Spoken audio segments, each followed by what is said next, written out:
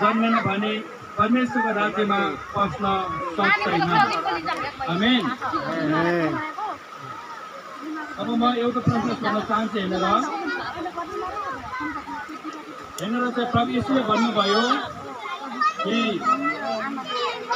कसरी हेर्नु 3 मा भन्नुभएको छ कि कोही नयाँ गरी जन्मेन भने उता परमेश्वरको राज्यमा देख्न सक्दैन हैन।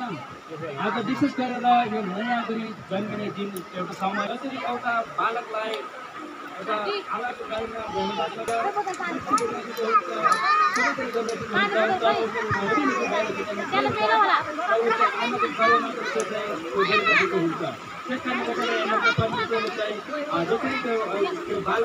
बालकलाई जस्तै गरिकन आज तिमीले जति पनि यिनीहरूलाई चाहिँ बक्समा ल्याउँदै हुनुहुन्छ जति पनि बक्स ल्याउने नानी बाबुहरू अथवा बहिनी सबैजनाको लागि चाहिँ परमेश्वर के भन्नुहुन्छ भने अब कोही नयाँ गरी जन्मेन भने परमेश्वरको राज्य देख्न सक्दैन। अब तपाईले परमेश्वरको राज्यले साँच्चैको राज्य देख्न जान चाहनु